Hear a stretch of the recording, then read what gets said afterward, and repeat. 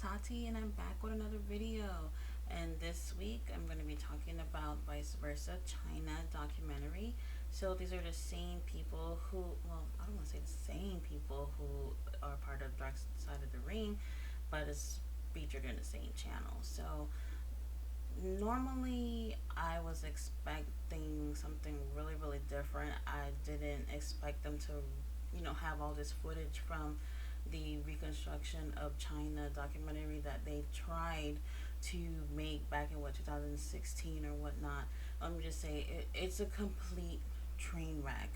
I was expecting to hear a little bit more about the relationship between her and Triple H, and that obviously didn't happen, probably for obvious reasons, because he's like higher up there once it comes to WWE. So they didn't really get into anything that we really didn't even know, but they did get really in depth with the relationship between her and Sean Waltman, which is X Pac. So we kind of already knew about that, and I did appreciate Sean coming on the documentary and basically putting himself out there and saying, hey, he made some stupid decision, she made some stupid decision, and their relationship was a complete fail. And every time things got worse, they broke up, they got right back together. And drugs was obviously a factor. There was some physical abuse as well, and ultimately, they end up leaving each other. And it's something that we've already heard about, so it wasn't nothing new as far as relationships go. I was looking forward to hearing a little bit more about Triple H and all that, but it didn't really happen. Like I said, it's something that I was kind of expecting that they wasn't going to go more in depth about. What this documentary opened my eyes to is how depressed she actually was. Like, depression is no joke. Like, you can be in a room with a million people and you can still feel alone. And that's what I think she felt like her last few months on earth. Like, she felt alone. So let me tell you about these three idiots that was doing the documentary with her. She was living in Japan, and her manager, his name is Anthony. Not the biggest idiots out of the three, though. He, I guess he came, not that he came up with the idea, but he told her about this documentary they want to do with her about basically her coming back to America and I guess fixing her life or whatever and putting herself back there, for fans and for people who want to get to know her or whatnot. And she was on board with it. I guess she wanted to change from Japan to move back to America. And these three idiots, I mean, I just can't stress it enough. They're part of the reason why she probably took her life. Like, real talk. This whole thing was supposed to make her feel better, and honestly, it did not. They Once she came back to America, the very first thing they wanted her to do was a Comic Con or whatever, and that's a big opportunity for famous people, people who are well known to get out there and mingle with fans and sell merchandise and autographs and whatnot. She was not ready for it. And every time they wanted her to do something, you could clearly see in her face she wasn't ready to do certain things. She would even say it at some points that she didn't want to do certain things, and these guys were pushing her. It's one thing to be like, hey, I think this would be good for you. Maybe you should try it, but if you don't want to, that's okay. They never said that. It was always just go, go, go, go, go.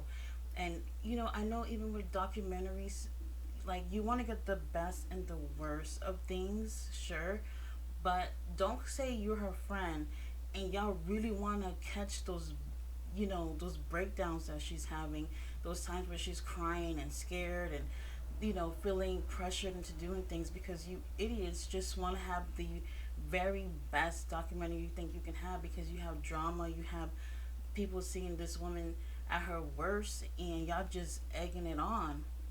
These guys didn't help. The worst out of the three is this loser named Eric. All he wanted to do was do drugs with her, party with her, whatever she was into.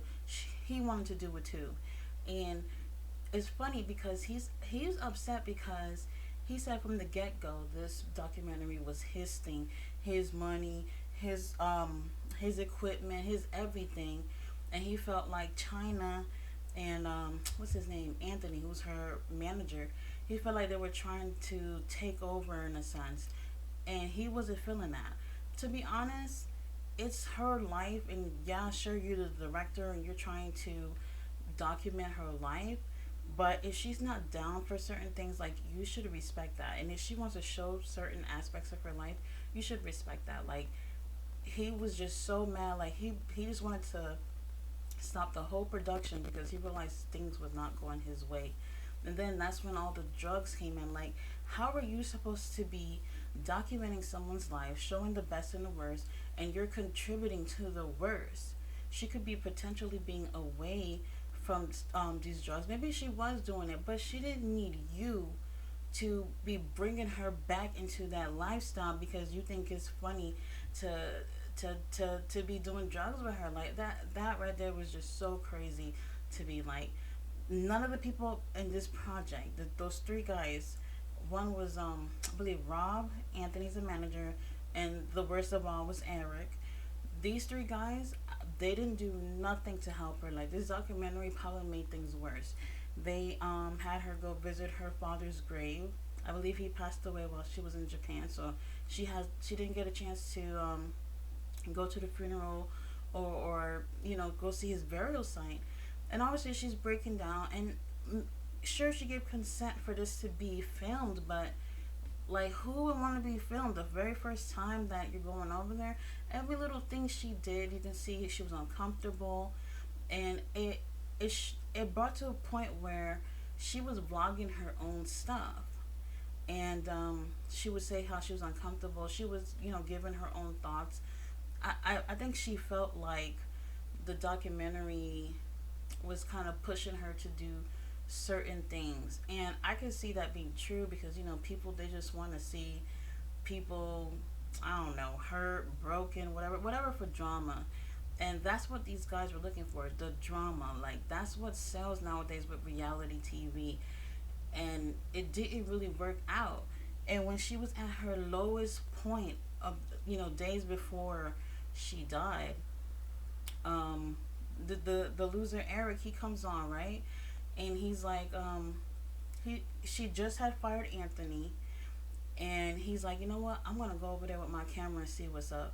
And according to him, he said he's high as fuck interviewing her, asking her any little thing he could possibly think, even things that he probably shouldn't have asked her, and she's answering. She's saying that she didn't drink, she didn't do drugs, but you can see, like, the way she's answering, the way she's talking, the way she's looking around, like, something is wrong. But he's just going with it, filming and filming and filming. And when the other guy, Rob, sees the footage, he's like, you know what, she needs help, we should do something, we should take her to rehab. And instead of taking her to rehab, what these idiots do, calling the show Intervention. I don't know if they still have that show nowadays, but it's basically a show where they gather you together and confront you about your addictions or whatever, and offer you to take you to rehab and all this shit. So that's what they were want to go with it. Anything that could be part of this stupid documentary. They didn't really care about how she was feeling. They didn't care about putting the damn camera down and just taking her to actual rehab, where obviously they wouldn't have been able to film. So they needed this show because that show is filming. They obviously would provide them with, tapes or whatever of her because they're filming her for a documentary. But if they take her to a real rehab facility, none of that shit would have gone down. And instead of getting her, I don't want to say the intervention show is not real help, but it also exposes you and your situation to the whole fucking world. And I'm pretty sure she wouldn't have wanted that.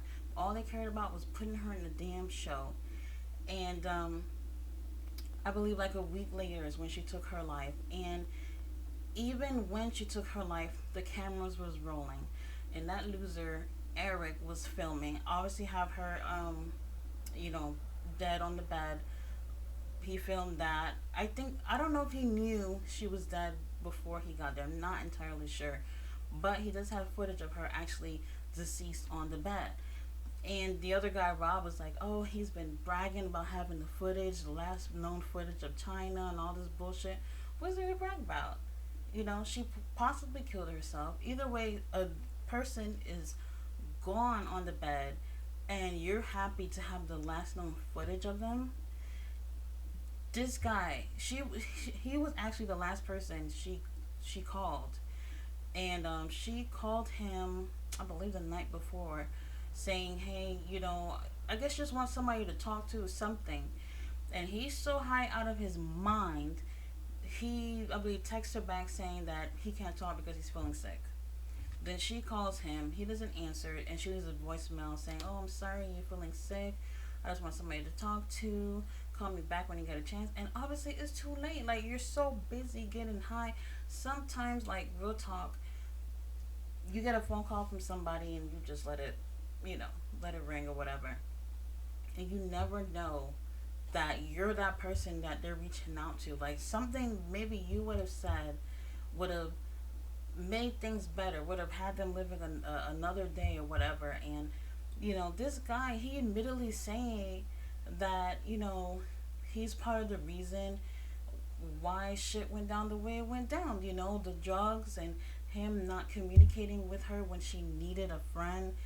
I mean, like, I just found that part to be fucked up. Like, to be honest, like, I was a little disappointed that they couldn't go more into details about, her relationship with Triple H, because that's what started it all. They mentioned about her and her dad leaving, and that made her sad, and she started acting out like a teenager. Sure, I'm sure that's part of it. But the main thing was the whole Triple H and WWF situation. Like, imagine you're with somebody and they're cheating on you, and first of all, me personally, I wouldn't recommend dating in the workplace. But she was dating him, and then he moved on, cheated on her with the boss's daughter. Like, where could she go from there? They're married, they have kids. He's one of the higher up, what is it, COO of the WWE. It's like, she didn't stand a chance, staying part of that company. JR says she asked for like $1 million. I guess she felt like she's worth $1 million. Hey, if you feel like you're worth $1 million, then sure.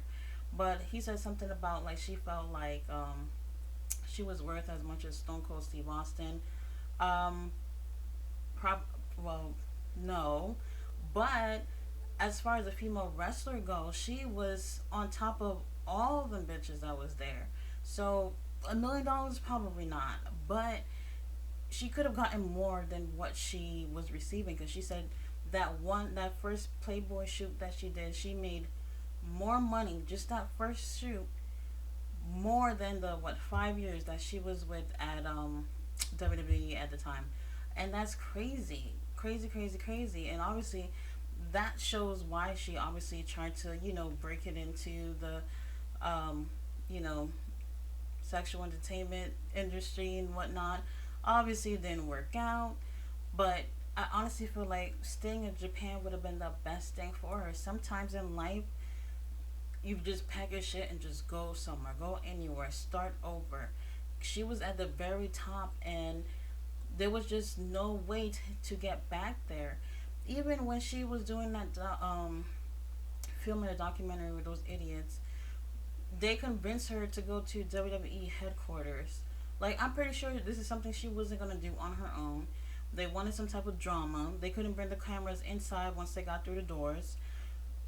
They were just trying to see what could possibly happen when she goes there. And she went there and she said she didn't really feel welcome or whatnot. No one would speak to her and everything.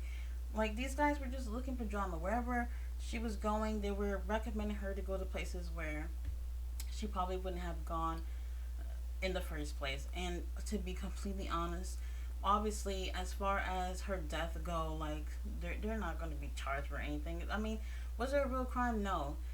But y'all calling her friend, y'all calling her, that Anthony loser said, "Oh, we're soulmates." You're soulmates, and y'all did her dirty like that. Like, y'all literally contributed to her demise, as far as, her last few months on Earth. This was supposed to be a, what they call, a reconstruction of Chyna, and y'all didn't help at all. And I just felt like whatever she was looking for, she didn't get. Um, she didn't see her mom in like 30 plus years. She wanted to see her mom or whatnot. The mom didn't want the cameras involved. Like, they really wanted this stuff. The mom was like, I haven't heard from her, seen her. She's seen her on TV one day as Chyna, and that was pretty much it. Barely any contact between them. They started talking when she came back from Japan. No, actually, a little bit before she came from Japan. And for them to meet for the first time in 30 something years, the cameras wanted to be there. And obviously, the mom was not comfortable with that. And these idiots, that's all they wanted. And when the mom declined meeting her with the cameras, oh, she flipped out. Obviously, to her, it's like she wanted to reach out to her mom, and she felt like her mom didn't want to um, reach out to her. So, the last thing she texted was that she hated her mom and Anthony, the two people that was supposed to be, I don't know, everything that she needed. Obviously, her mom and her manager, who claims that they were soulmates. Like, she felt let down, and the mom didn't want the cameras there so she can see her daughter for the first time in 30 something years. And I think she took that the wrong way. And if these idiots wasn't pushing for it, you know, she probably would have still been alive. She probably would have been able to meet with her mom, felt some kind of closure, felt something to help her move on with her life. But because y'all wanted the cameras rolling and the mom didn't agree, now the last thing she could possibly say about her mom in a text message is that she hates her mom. Man, I just felt this was one of those things where I was like, whoa, like, so many things could have been prevented here as far as her depression goes. Like, these guys were supposed to be helping her with this documentary, helping her bring some light into the darkness in her life, and instead they just took her down a fucking tunnel, and everything crashed. And I'm pretty sure they didn't see it going this way, but man, they can't be charged for anything. There's no real crime, but I would live with that guilt for the rest of my life, knowing that instead of helping someone who thought they was going to get help from me, I pretty much fucked things up before they pass. And literally, that's the truth. And I found this was actually well documented. I just felt like for obvious reasons, they didn't go into certain details, probably to get WWE off their ass or whatever situation is. And as far as these three idiots go, like, they're pointing the blame at each other and whatnot. And that one Eric guy was like, "Yep, it was me. It was me. I'm the one who fucked up." It was just crazy. They all a disappointment. And I wish things had worked out better. If anything, if she stayed in Japan, she probably would have still been here. I recommend to actually watch this. This is pretty good, and we have to wait until about September or whatnot to watch the second half of Dark Side of the Ring. Until then, I'll find something to review. Thank you for watching my video.